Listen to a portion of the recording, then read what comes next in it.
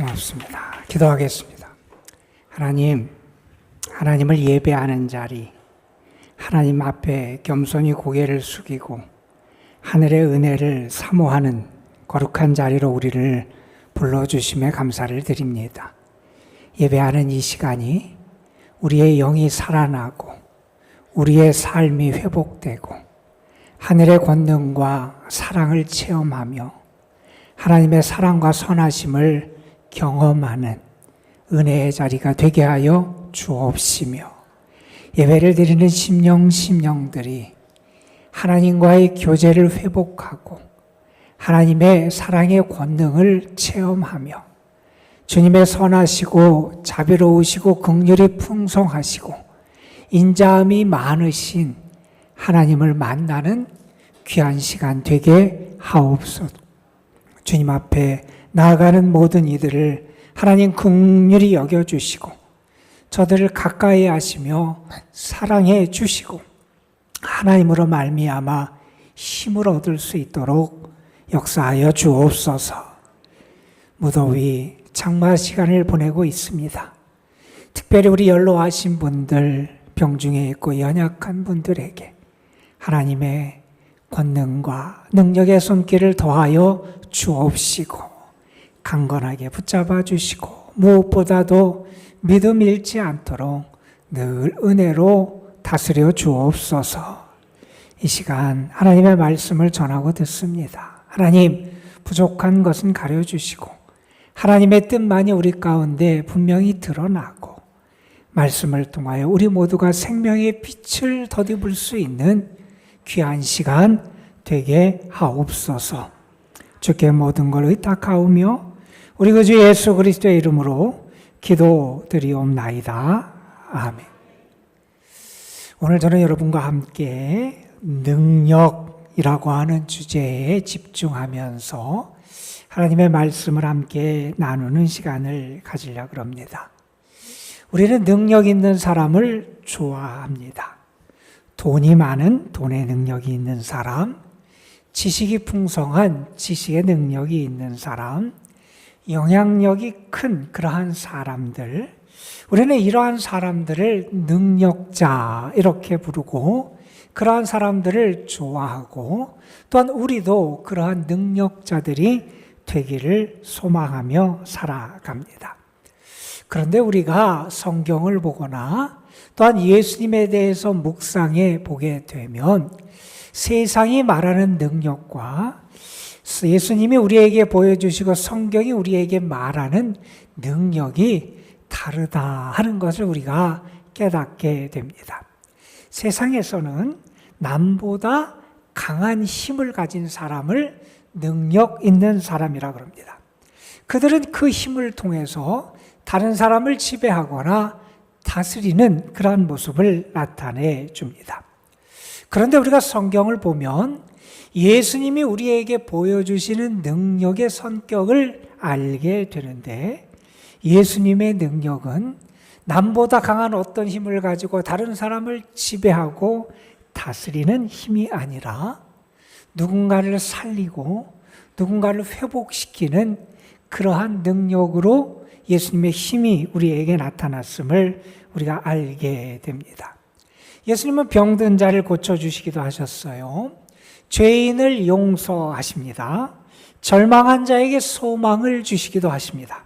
또한 십자가를 통해서 예수님은 세상을 구원해 주셨습니다. 예수님이 보여주신 능력은 누군가를 지배하는 그러한 힘과 능력이 아니라 누군가를 살리고 생명을 회복시켜 주시는 생명을 주는 능력이 예수님의 능력이었다 하는 겁니다. 여러분, 예수님께서 행하신 많은 기적들이 성경에 나오잖아요. 우리는 기적을 통해서도 예수님의 능력을 깨닫게 됩니다. 때로 예수님이 귀신을 내어 쫓으십니다. 때로 병든 자의 병을 고쳐주십니다. 때로는 풍랑을 잔잔케 하시는 이적, 기적을 행해 주십니다. 그런데 우리가 가만 보면 이러한 예수님이 행하신 기적들은 단순히 예수님이 힘이 강하다, 예수님이 뛰어난 힘을 가지고 있다 하는 것을 우리에게 보여주는 일들이 아니라 예수님을 통해서 하나님의 나라가 시작됐고, 예수님을 통해서 하나님의 다스림의 역사가 나타나고, 예수님을 통해서 생명의 은혜가 우리에게 드러남을 보여주는 표적이 됐던 게 예수님의 기적들이었음도 우리가 알게 됩니다. 우리가 설교 후에 마지막 부를 찬송이 찬송가 83장이에요. 거기 보면 후렴에 이런 가사가 나와요. 주 예수, 주 예수, 주 예수밖에 누가 있으랴. 우리에게는 예수님밖에 없다는 거예요. 그런데 예수님의 역사를 우리에게 보여주는 가사들이 앞에 이렇게 나옵니다. 나의 맘에 근심 구름 가득하게 덮이고 슬픈 눈물 하염없이 흐릴 때 인자하고 부드러운 음성으로 부르사 나를 위로할 자 누가 있으랴. 내가 정말 슬픔 가운데 있습니다. 근심 가운데 있습니다. 그때 나를 불러서 위로해 주는 분이 누구냐? 예수님밖에 없다는 겁니다. 또 이런 가사가 나옵니다. 무거운 짐 등에 지고 인생길을 가는 자, 힘이 없어 쓰러지려 할 때, 여러분 우리도 그런 경험을 하잖아요. 인생의 짐이 너무나 무거워서 가다가 쓰러지려 가는데 그때 능력 있는 팔을 펴서 나의 손을 붙들어 나를 구원해 주리 누가 있으랴. 그때 나를 붙잡아 줄 분 예수님밖에 없다는 겁니다. 또 이런 가사도 나옵니다. 지은 죄를 돌아보니 부끄럽고 괴로워 자나깨나 나 마음에 평안함이 없을 때, 내가 죄 때문에 부끄러워서 내 마음에 평안함과 안식이 없는데 그때 추한 죄인 용납하사 품에 안아주시고 깨끗하게 하실 이가 누굴까? 여러분, 예수님이 우리에게 보여주시는 능력, 예수님이 우리에게 보이시는 권위, 예수님이 우리에게 나타내시는 은혜는요, 우리를 회복시키고 우리를 살리고 우리에게 새 소망을 주시는 게 예수님의 역사였고 예수님의 능력이었다 하는 것을 우리가 깨달아 알게 됩니다.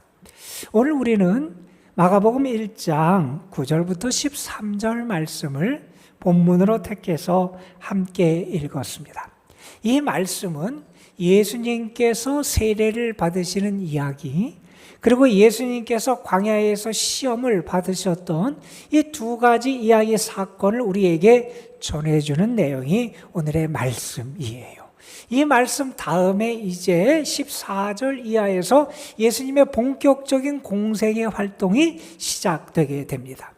다시 말하면 오늘의 말씀은 예수님이 본격적인 공생의 활동을 시작하시기 전에 마지막 최종적으로 준비하고 최종적으로 점검하신 그 예수님의 사건을 우리에게 보여주는 말씀이 오늘의 내용이고, 이 말씀은 우리에게 무엇을 특별히 보여주냐면 예수님이 우리에게 드러내 보이시는 예수님의 능력이 과연 어떤 성격을 보이는 게 예수님의 능력인가 하는 것을 깨닫게 하는 게 오늘의 말씀입니다.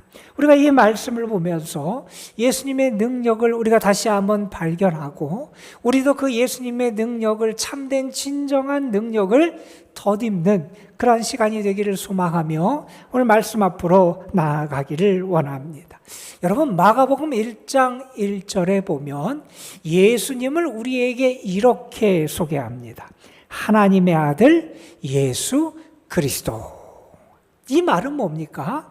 예수님은 어떤 분이냐? 하나님의 아들이시라는 겁니다.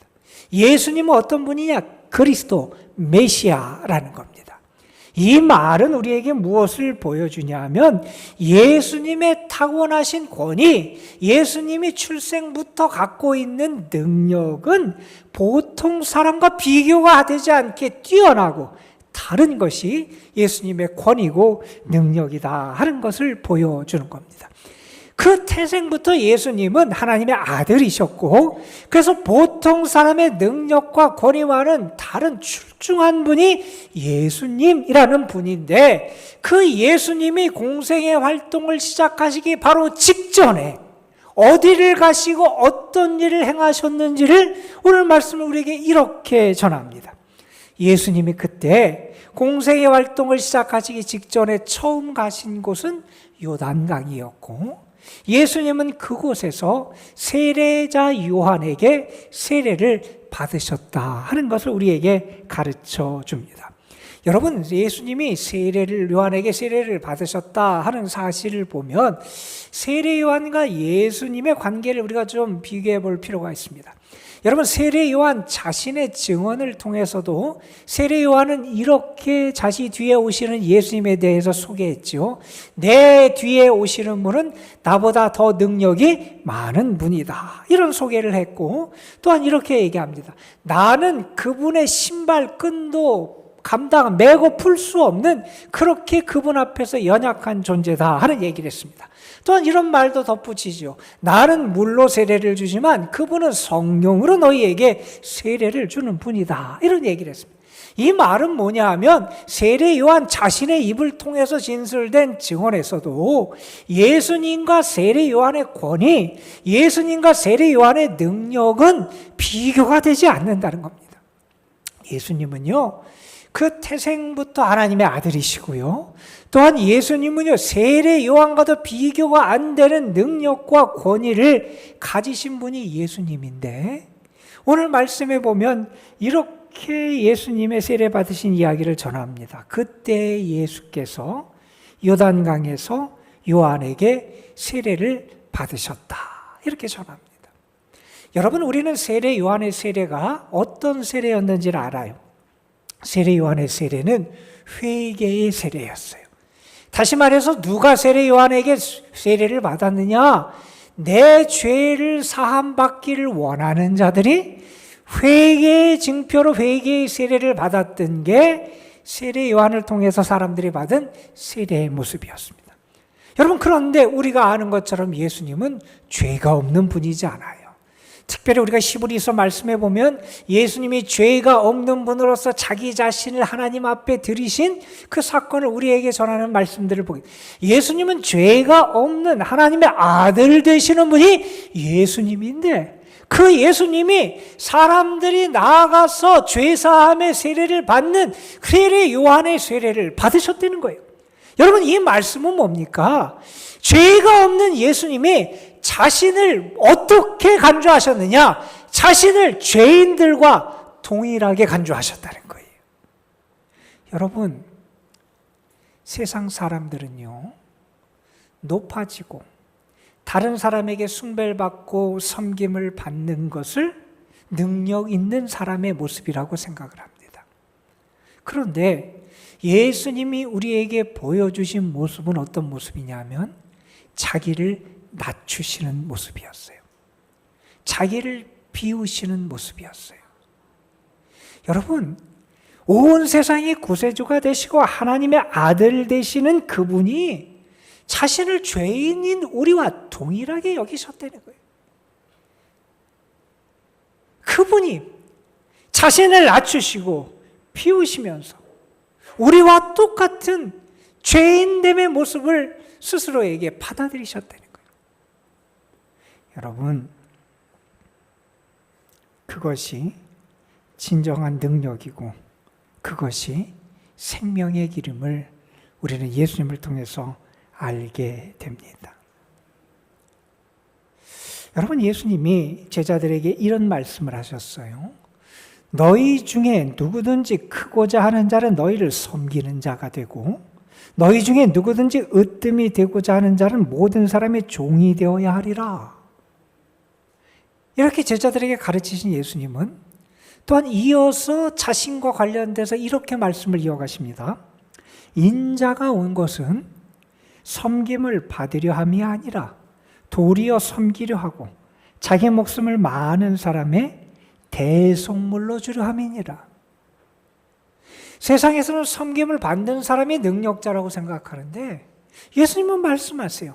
예수님이 섬김을 받으려 오신 게 아니라 섬기러 오셨다는 거예요. 사람들에게 대접을 받기 위해 오신 것이 아니라 자기의 목숨까지도 내어주기 위해서 예수님이 오셨다. 이런 말씀을 하고 계신 겁니다. 여러분, 이게 진정한 능력자의 모습이고 이것이 참된 능력의 모습임을 우리가 알게 됩니다. 여러분 정말 믿습니까? 예수님이 자신을 비우시고 우리의 모든 죄를 담당하시고 자신을 낮추시고 우리를 위한 구원자가 되셔서 우리에게 생명이 있고 우리가 구원을 받고 하나님의 자녀가 되는 놀라운 축복을 받을 수 있었다는 거예요. 자신을 비우시고 낮추시는 그 예수님의 능력을 통하여 우리에게 생명과 회복과 구원의 은총이 나타날 수 있었다는 겁니다. 여러분, 예수님이 이렇게 자신을 낮추시고 비우시고 이렇게 자신을 죄인과 동일하게 여기심을 통해서 이 세례의 사건을 통해서 연이어서 벌어지는 그런 역사가 오늘 말씀 10절과 11절에 기록되어 있습니다. 예수님이 세례를 받으시고 물에서 올라오실 때 어떤 일이 벌어집니까? 하늘이 갈라졌다는 거예요. 하늘이 찢어졌다는 거예요. 여러분, 인간과 하나님 사이에 죄로 막혀 있었다는 얘기를 우리는 많이 합니다. 그런데 이 막혀 있었던 장벽이 예수님의 세례를 통하여 자기를 낮추시는 예수님의 모습을 통하여 이제 그 장벽이 찢어지는 역사가 나타나게 되더라는 겁니다. 여러분, 예수님의 세례를 받으실 때 성령이 예수님에게 임합니다. 이제 성령이 예수님의 사역과 예수님의 모든 것을 동반하고 삶을 주도하는 역사가 나타납니다. 여러분, 예수님의 세례를 받으실 때 하늘에서 음성이 들립니다. 너는 내 사랑하는 아들이다. 내가 너를 기뻐한다. 무슨 얘기입니까? 예수님, 그분은 하나님의 아들이시고 하나님은 예수님을 통하여 하나님의 구원의 역사를 이루시고 택하신 그러한 분임을 확증해 주시는 일이 벌어지게 됐다는 겁니다. 자신을 낮추시고 자신을 비우시고 우리를 위해서 자신의 모든 것을 내어주시는 그 예수님의 모습을 통하여 이러한 하늘의 역사가 나타나게 되더라 하는 겁니다. 여러분, 우리는 그런 생각을 많이 합니다. 하나님께 쓰임 받으려면 상당한 지식도 있고 상당한 지혜도 있고 엄청난 영적인 능력이 있어야 하나님에게 쓰임 받는다고 우리는 생각하곤 합니다. 여러분, 그러나 우리가 성경을 보고 하나님이 사용하신 많은 인물들을 보면 하나님이 정말 사용하신 사람은 능력과 지혜가 출중한 사람이 아니라 하나님 앞에서 자기를 낮출 수 있는 사람, 하나님 앞에서 겸손하게 자기를 비울 수 있는 사람, 하나님 앞에 고개를 숙이며 하나님의 은혜를 바라볼 수 있는 사람, 그런 사람을 하나님이 사용하시고 그런 사람을 통해서 하나님의 역사를 이루어 오셨음을 우리는 알게 됩니다. 여러분, 예수님은 자신을 낮추셨습니다. 그것이 참 능력자의 모습이었다 하는 겁니다. 여러분에게 그러한 능력의 모습이 있습니까? 여러분에게 자신을 비우는 모습이 있습니까? 여러분에게 정말 하나님 앞에서 자신을 낮추는 그러한 모습이 있습니까? 아니면 우리가 갖고자 원하는 능력은 세상 사람들과 동일하게 남보다 강하고 남을 지배하고 내 모든 것을 얻기 위한 그러한 능력만을 구하는 게 혹시 우리의 모습은 아닌지 우리 자신을 돌아보게 됩니다. 여러분, 예수님의 이 세례의 사건 이후에 오늘 말씀 12절에 보면 이런 말씀이 이어집니다. 성령이 곧 예수를 광야로 몰아내신지라. 성령이 예수님을 광야로 몰아내셨다, 이런 표현을 씁니다. 몰아내다, 좀 과격한 표현입니다. 여러분, 이 단어에 원래 언제 이 단어가 많이 썼냐 하면 예수님께서 귀신을 내어 쫓으실 때, 그래서 사람을 회복시키는 이적을 행하실 때 귀신을 내어 쫓는다라고 할 때 쓸 때 그 단어가 여기 쓰인 이 단어입니다. 성령이 예수님을 광야로 내쫓으셨다는 거예요.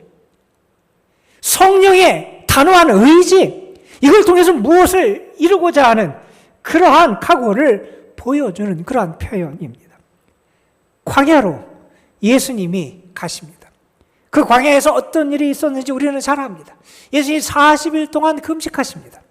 그리고 그곳에서 마귀의 시험을 받으십니다. 여러분, 오늘 말씀 13절에 보면 그때 예수님의 모습에 대해서 아주 담백하게 마가복음은 이렇게 우리에게 전합니다. 광야에서 40일을 계시면서 사탄에게 시험을 받으셨다 하는 겁니다. 여러분, 예수님이 40일을 굶으셨잖아요. 여러분, 우리가 며칠만 굶어도 우리 앞에 음식이 왔다 갔다 할 겁니다. 그리고 음식 냄새가 나면 내 본능이 작용을 해서 막 미칠 것 같은 그러한 감정, 마음을 느끼게 될 겁니다. 대부분의 사람들은 이러한 상황에 처하면 내가 먹을 수만 있다면 모든 것을 하겠다. 그렇게 덤벼들 게 보통 사람의 반응일지도 모릅니다. 이러한 상황에 처해 있을 때 생존을 미끼로 그를 유혹하면 그 유혹의 무방비 상태로 넘어지는 게 사람들의 모습일 겁니다. 여러분, 그런데 이 상황에서 예수님이 거하고 계신 겁니다. 하나님이 공생의 활동을 하시기 직전에 예수님을 이 상황에서 지금 테스트하고 계십니다. 여러분, 광야는 어려운 땅입니다. 아주 힘들고 고단한 삶의 자리가 광야입니다. 오늘 예수님이 이 광야로 가셨다라고 하는 것, 예수님이 광야에 계셨다 하는 것은 우리에게 이러한 의미를 깨닫게 합니다. 지금 하나님이 예수님에게 기대하시는 게 있다는 것. 그게 뭐냐? 광야 같은 삶의 자리에서도, 다시 말해서 어떠한 상황에 처하든지 간에 하나님이 예수님에게 기대하시는 하나님의 뜻이 있어요. 하나님의 사명이 있어요. 하나님께서 맡기신 생명의 길이 있어요.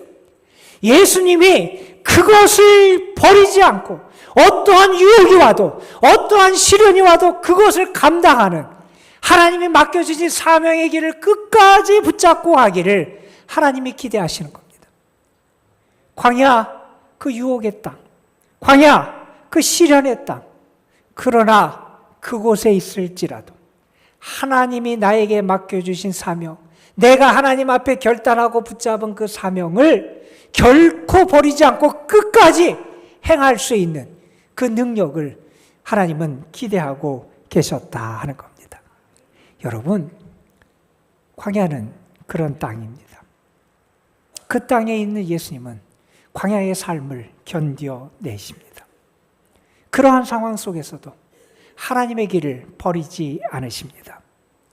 어떠한 유혹이 있어도 그것에 넘어가지 않고 하나님이 원하시는 하나님의 사명을 붙잡고 살아가신다는 겁니다. 여러분, 여러분의 모습은 어떻습니까? 우리 신앙인에게 있어서 내가 하나님께 처음 받은 사명, 하나님을 향한 첫사랑, 혹은 우리의 믿음의 초심을 지키는 것은 정말 중요한 문제입니다. 조만식 선생에 대한 아주 유명한 일화가 있지요. 그분이 민족 지도자고 또한 독립운동가로서 또 많은 지도자들, 좋은 지도자들을 배출했던 그러한 분이었지요. 그분이 평안북도 정주에 살던 분이고 그곳에서 모습 생활을 했던 분이 그 조만식 선생이었어요. 그런데 그는 다른 모습들과는 달랐다 그래요. 동작도 빠르고 눈에 총기도 있고, 또 특별히 주인이 그를 신뢰한 것은 아침에 일어나서 마당을 쓸고 또 자기가 할 일을 다 한 다음에 주인이 시키지도 않는데 주인의 요강을 비우고 깨끗이 씻어서 그렇게 매일 그렇게 양지 바른 곳에 그렇게 눕혀놓고 하는 그런 일을 했다는 거예요.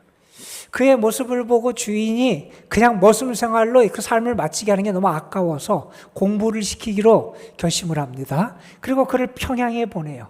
평양에 숭실학교, 숭실대학이 있어서 거기서 공부를 시켜요. 거기서 공부를 마친 다음에는 다시 고향으로 불러서 고향의 학교에서 교사 생활을 하게 합니다. 오산학교에서 교사 생활을 하게 됩니다.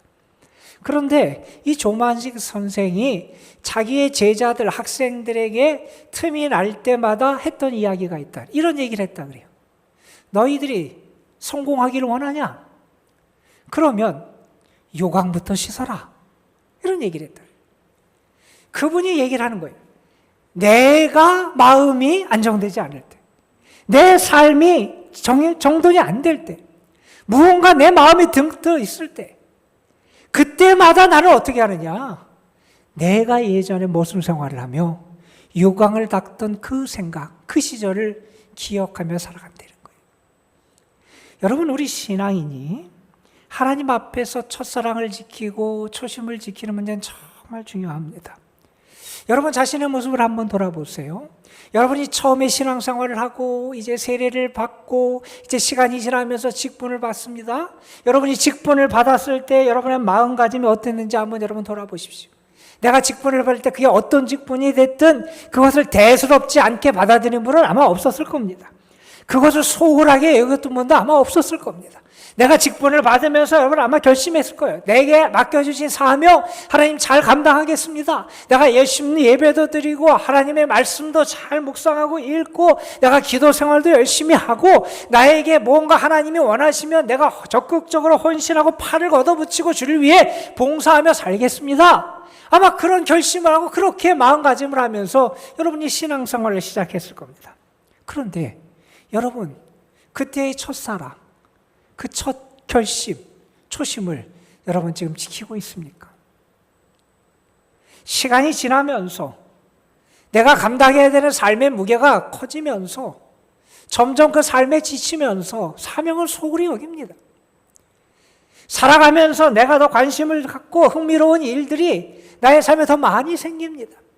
그러다 보니 내가 사명자로서 내가 하나님 앞에 결심한 첫 결심을 지키는데 소홀해진 게 우리의 모습이 아니냐 하는 겁니다.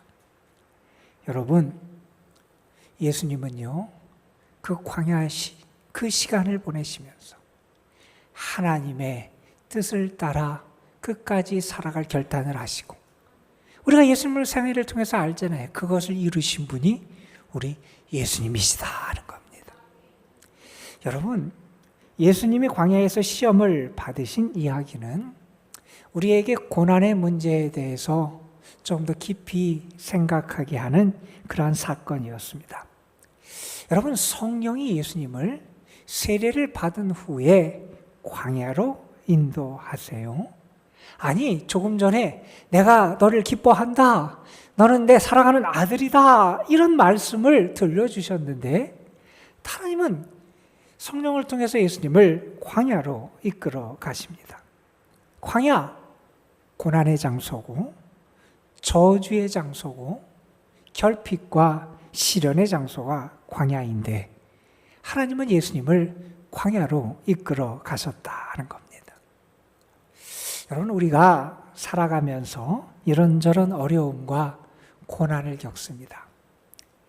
우리가 어려움과 고난을 겪을 때 우리에게 나타나는 크게 두 가지의 반응이 있어요. 하나는 뭐냐 하면 탓을 하는 겁니다. 누구 탓?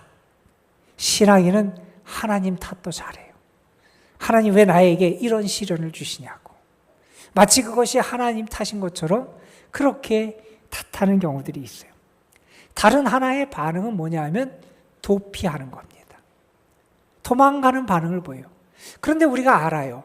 신앙인이 고난과 시련 앞에서 무언가 내가 누구를 탓하는 것도 그리고 도피하는 것도 하나님이 우리에게 원하시는 반응이 아니라는 사실을 우리는 잘 압니다. 여러분 한번 잘 생각해 보세요. 모세가 이스라엘 백성을 애굽에서 출애굽시키는 이스라엘의 구원자 해방자로서 하나님의 부름을 받기 전에 하나님은 한창 나이인 모세를 40년 동안 광야 생활을 하게 하십니다. 여러분, 이스라엘 백성이 출애굽을 했습니다. 출애굽한 이스라엘 백성이 가나안 땅에 들어가기 전에 이스라엘 백성이 40년 동안 광야 생활을 하게 합니다. 우리는 그 이스라엘 40년의 광야 생활을 광야 학교 이렇게 부르기도 합니다. 하나님이 그들을 연달하고 훈련시키시고 교육시키시는 그런 시간을 가지셨다 하는 겁니다. 여러분, 사도 바울이 다메섹으로 가다가 부활하신 주님을 만나잖아요. 교회를 핍박하고 예수 그리스도를 핍박하던 사람이 부활의 주님을 만납니다. 그리고 그가 다메섹에 가서 눈이 띄어진 아나니아를 통해서 눈이 띄어지는 그러한 기적을 체험하기도 합니다. 그런데 갈라디아서에 보면 바울이 뭐라고 얘기하느냐? 자기가 주님을 만난 다음에 그는 어떻게 하느냐? 아라비아 사막에 가서 하나님과 대면하는 시간을 가졌다고 고백을 합니다. 여러분, 예수님이 공생의 활동, 하나님 나라의 복음의 역사를 시작하시기 이전에 예수님은 광야에서 시험을 받으시는 시간을 가지십니다. 여러분, 하나님은요, 특별히 하나님의 사람, 그들을 필요할 때는 언제든지 광야로 이끄십니다. 그래서 광야 생활을 통해서 그들을 연단시키시고 훈련시키시고 교육시키시는 그런 시간을 갖게 하십니다. 그런데 여러분, 그 시간을 통해서 영적인 능력을 갖게 됩니다. 고난을 이겨낼 수 있는 능력을 배우게 됩니다. 그리고 하나님의 역사에 존귀하게 사용되게 됩니다.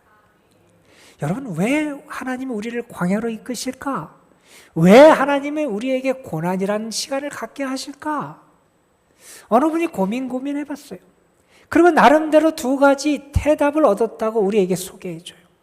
여러분, 왜 하나님이 우리에게 광야를 시간을 그리고 고난의 시간을 갖게 하시느냐? 그분은 이런 얘기를 합니다.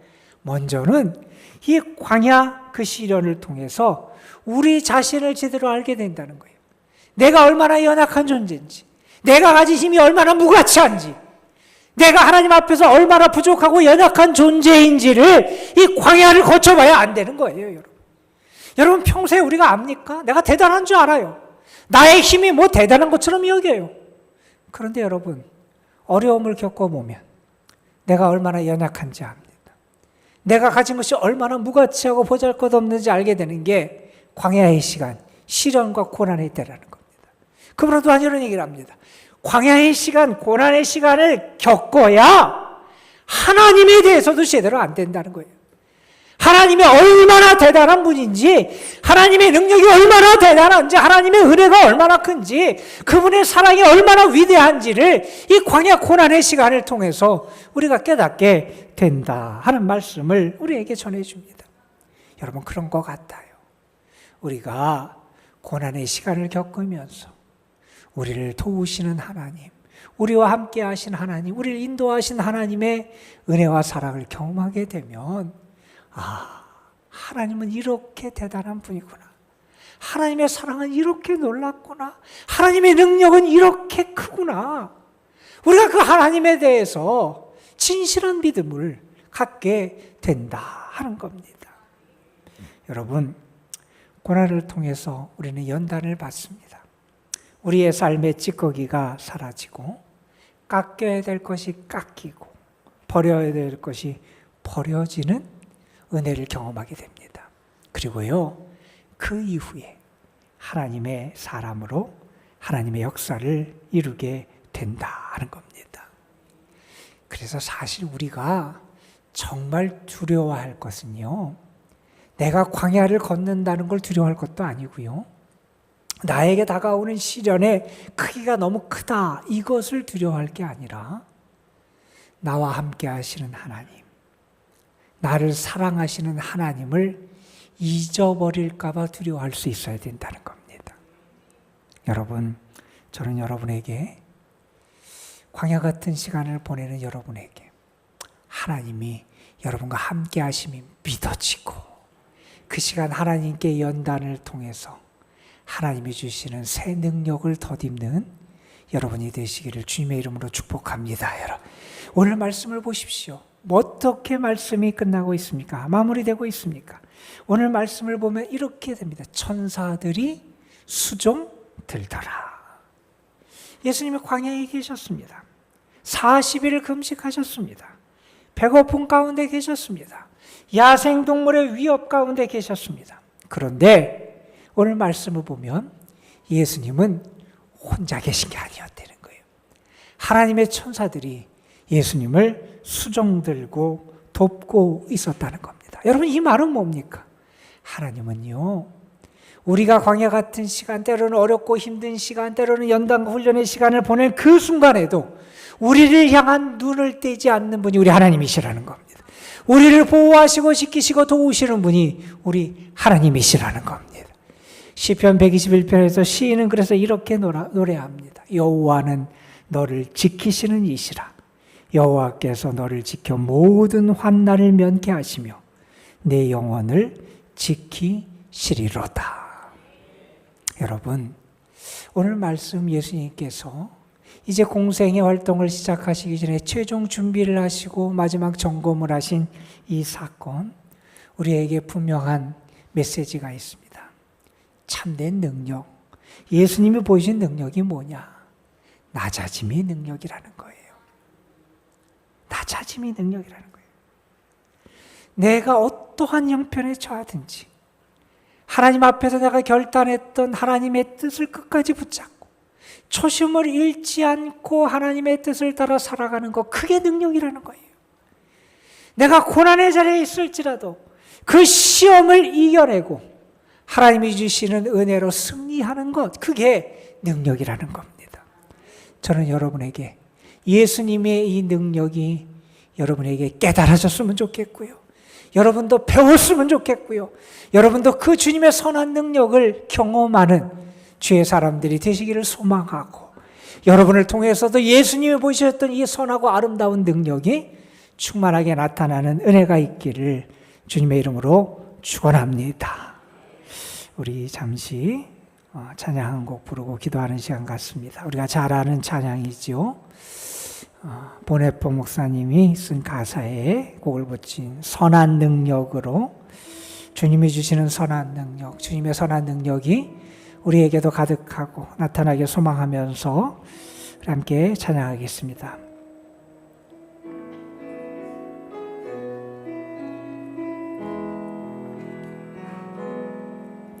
주 선한 능력으로 안으시네, 그 크신 팔로 날 붙드시네. 절망 속에도 흔들리지 않고 사랑하는 주 얼굴 구하리. 선한 능력으로 일어서리. 의한 의지하리. 믿음으로 우리 고대 안에 주 오실 그날, 영광의 새날을 맞이하리.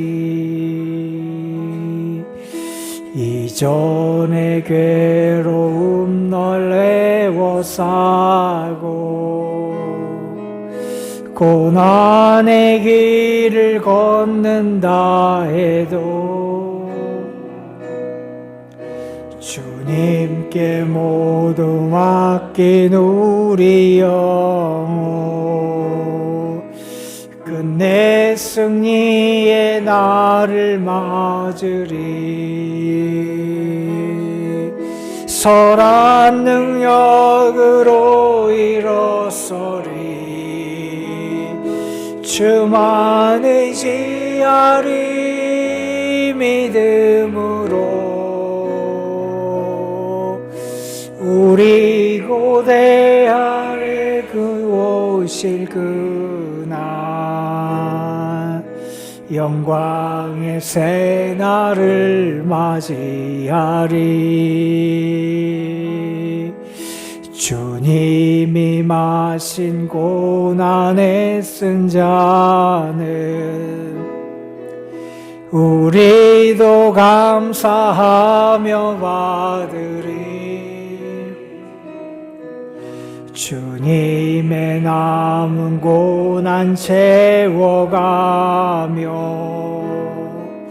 예수와 복음 위에 살리라.